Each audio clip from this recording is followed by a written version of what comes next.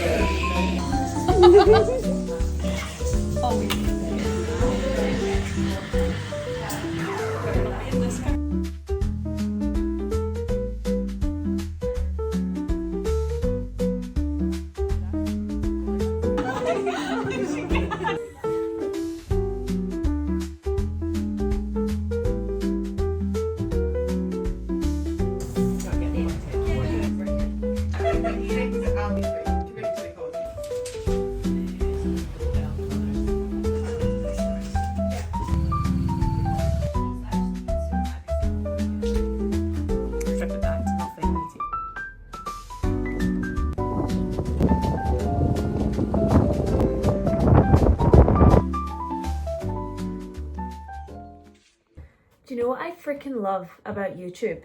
You can do things like a co-op haul. Maybe post this on my TikTok, never my Instagram, but YouTube, it just feels right. I just know you guys want to know what I just bought in the co-op, and I love that. I've had a few DMs on Instagram of people saying, oh my goodness, I'm absolutely loving your YouTube.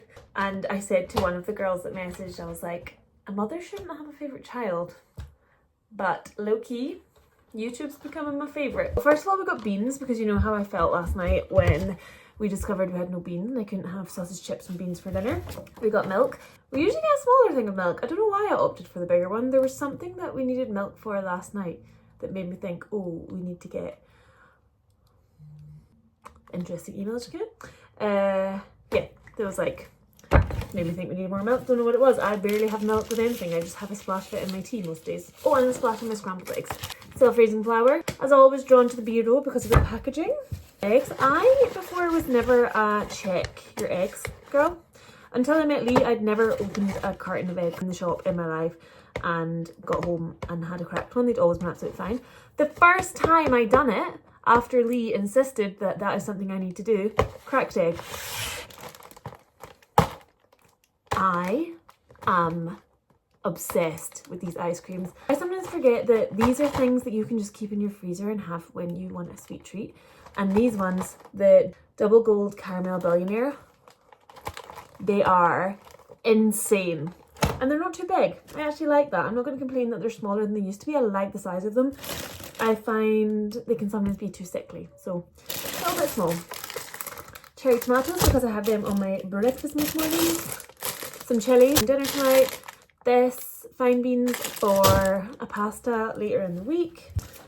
Halloumi, because it's pretty much frozen my veins at this stage. I love it. This is now a household that just always needs lemons, because I always just squeeze a bit of lemon into things here and there, and I love that. Avocado, as fat is an important part of your diet. Let's not be scared of eating fat. Also great high fibre. I really love this protein power Warburton spread. Is it a gimmick? Maybe. Don't know how it's high in protein, but 2 slices, 16 grams. So that with your scrambled eggs in the morning and a bit of avocado, balance of protein, fat and fibre. And with a bit of tomatoes, oh, perfect. And why not chuck some mushrooms on them while you're there for a bit of vitamin D? Chicken thighs for dinner tonight. I think the superior of the chicken cut. Padded envelopes, because they're just always handy to have. So, cheese chat. I'm from Stranraer, southwest Scotland, where seriously strong cheddar cheese is made.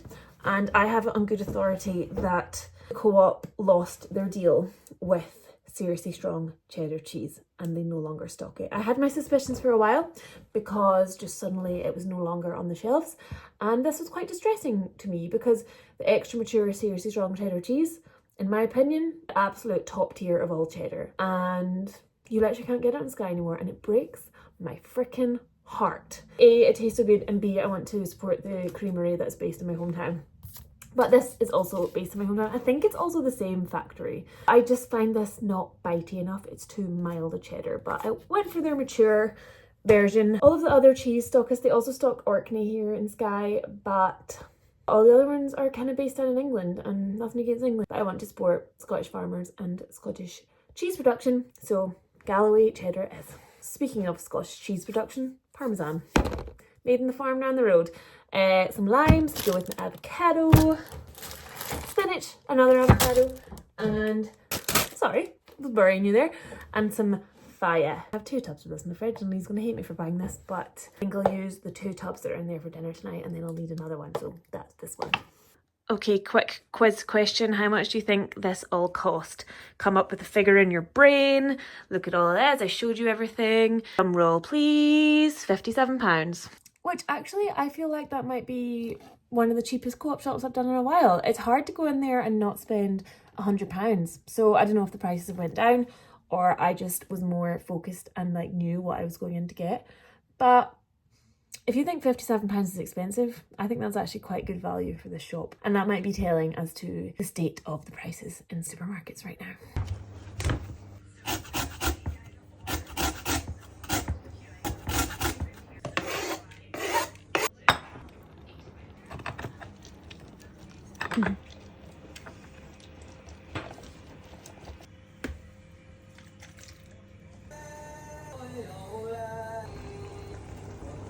Alexa, stop. She's having none of it. Alexa, stop. Do you like this song, Alexa? Stop! Alexa, off. She's glitching. We're just making dinner just now. I'm making a recipe from... Wait, don't come into shot yet. You need to give the reveal of now. I'm making a recipe from this cookbook. I love a good cooking recipe from an actual cookbook in theory. When it comes to doing it, I am too much of a free spirit and end up just doing my own thing and getting stressed because I don't want to follow the recipe. But it's good to have a little base of what you want to do.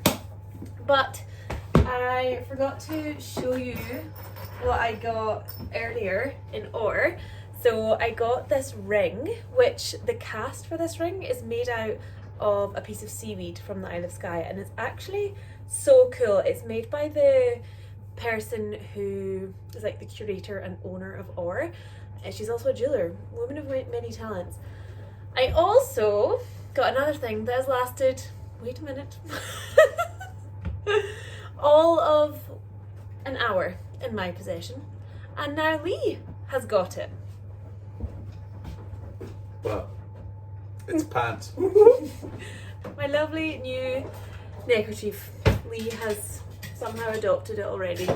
I was like really keen on the neckerchief. I knew they stocked them in there, and I've seen some friends wearing them. You are rocking it. You look so good. And I didn't know if I was going to be a neckerchief gal, but I fell in love with it, as has Lee. Touche! We're gonna have to get another one, aren't we? Lee did like go through a cravat phase as well. Do you remember that? Yeah. They're essentially the same thing, really, aren't they? Okay. Where are your Well, you don't cravats? tie them, you're just gonna tuck them almost. In my drawer. So, neckerchief and a ring. The neckerchief is still mine. I'm keeping it. Lee's just announced to me that he has bought a Stranraer football strip. So maybe I'll take your Stranraer FC football strip, since that's where I'm from, and you can have the neckerchief. I tell you what, if you can tell me what year Stranraer were formed, I'll let you have it. Jesus, you only know that because you've probably been on their website in the last day. It's on the badge, actually. Is it 18 something? 1842. What? The oldest football team in the world. 1870. That's not that far off. Like, the oldest football team is like, what is it? 1860 something maybe. Okay. Interestingly about that figure though, and I don't know, this maybe gives you an insight into my brain. Am I on the spectrum? Who knows? That's up to 50, 60? Yeah, when Lee says that date, 1870 did you say? So when I was a tour guide, the way I remembered dates was I remembered them as sums. So all of the Forth bridges, they are really pleasing because all of their dates make up really nice sums. And 1870, I'm never going to forget that now, because 8 take away 1 is 7. So 8 take away 1, so the 18 makes 7 for 70. Very good. So it's a sum. What year does Tricky Minute Logs? 1985. Don't do the sum there. That's the song. It's the year that Lee's family cricket team won it. Family cricket team? Home cricket team won it, Lords. Anyway, here's the tzatziki. How do you say it? Tzatziki? Tzatziki. That's not actually, the reason I'm doing Greek food is because we had a cucumber we needed to use. And the other thing is like a 1-pot chicken thing. So that's what's for dinner. I'm thinking, this is from another cookbook actually, tucking in. I'm gonna do halloumi rosties because we've had them multiple times and they're so good. And they're quite simple actually. It's like a block of halloumi, some potatoes grated, and then fried. I'm thinking put a bit of garlic in it as well.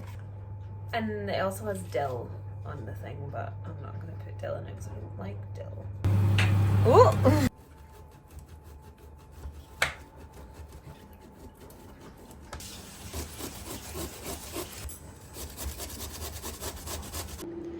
Yum.